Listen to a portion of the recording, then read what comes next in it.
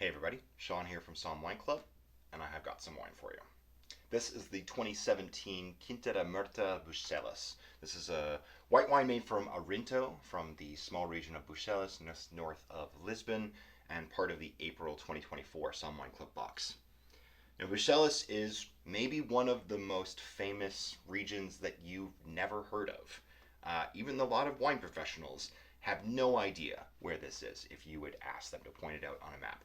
But wine has been made and grapes cultivated in this area since the time of the Romans. There's over 2,000 years of winemaking history in this region.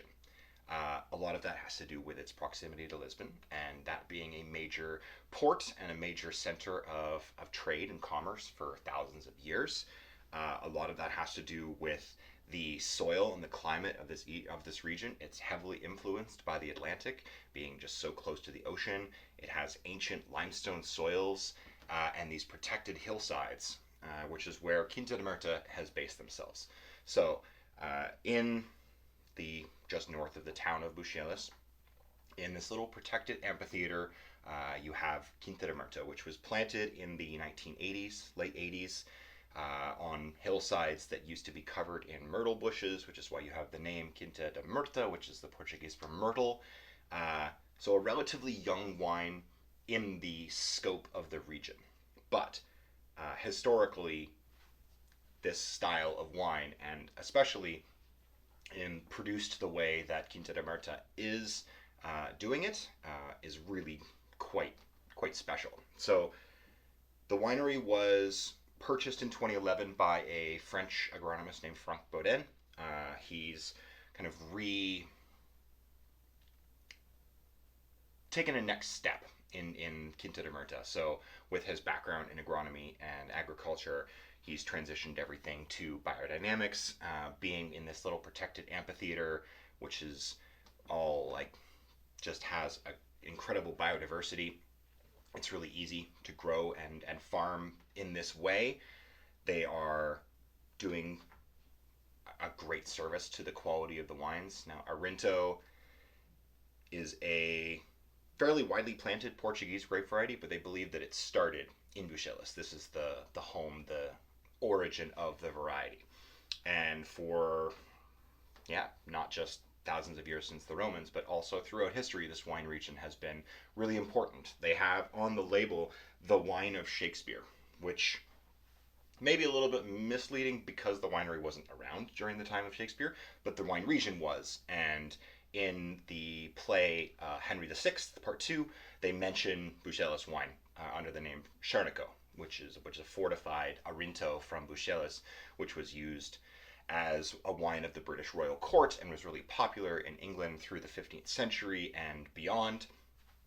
So there is a lot of history here, and a lot of really interesting wine being produced, including this one. For a while, this wine was known as Portuguese hock, and hock being a reference to the tall, skinny, fluted bottles that you see in Germany. That was a hock bottle. And when you smell this wine, I'm telling you, if you didn't know what it was, you would think this was Riesling. It has this limey, kind of like tangy lime zest, lemon zest, stony mineral character that even me, I'm like, yeah, this smells like Riesling. If someone gave this to me blind, I would be calling dry German Riesling. So fresh lime, fresh lemon, a little bit of this like salty, stony character, like sea spray on wet rocks, kind of. I mean, proximity to the ocean. There's salinity in the air too, so you're getting all of that characteristic. This is done in stainless steel for 4 to 6 months after fermentation. They leave it in stainless steel. They do daily stirring of the lees, batonnage, to kind of add texture and weight to this wine.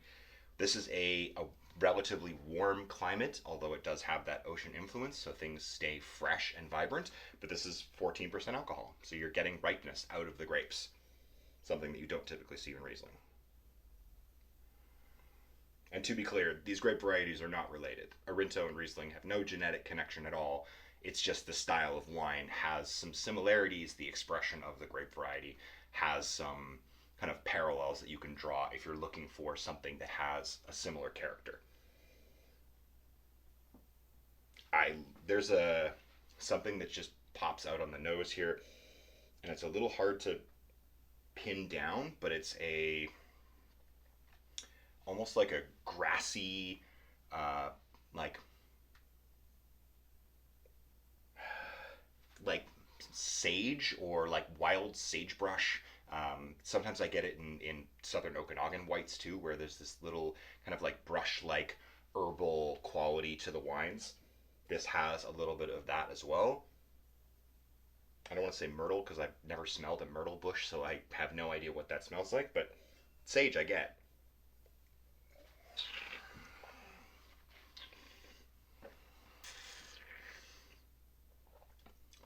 So, comparatively to the way that this wine smells, it's really quite soft. There is there's less acidity and punch than you're going to get from a dry Riesling. It doesn't like hit you with acid right away. It's quite refreshing still, but it has a little bit more roundness and a little bit more richness. I mean, doing having a white wine at 14% alcohol, you are bound to have a little bit more body and a little bit more texture. Doing consistent lees stirring through the winemaking process has also added a roundness and a creaminess to this wine, which kind of balances out the freshness of that acidity and that tang.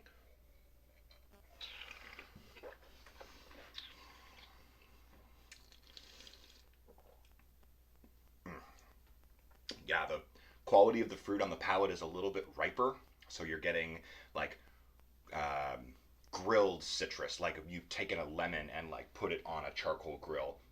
There's some white peach and yellow apple and slightly juicier, almost like spiced white fruit character, and not as much citrus peel or tangy citrus juice.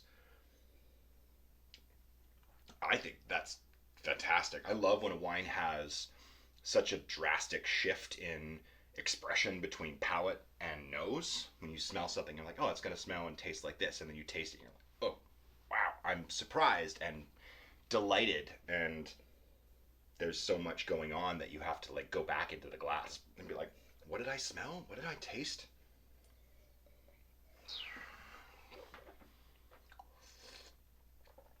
That's a really fun food wine too, being such an ocean influenced wine region.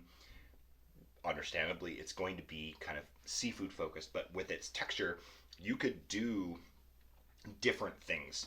So do a whole fish instead of just doing like a subtle fillet. You can do mollusks like mussels or clams, because they've got a little bit more like creaminess to them, that kind of richness. Uh, Maybe not the best oyster wine, but I mean, if you like oysters and you like a white wine, then go for it.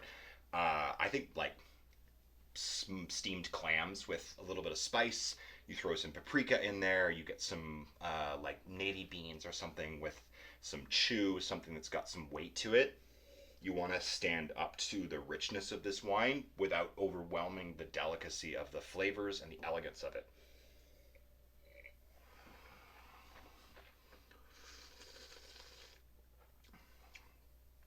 Yeah, I think that there's well, I wish that there was more Bucelas.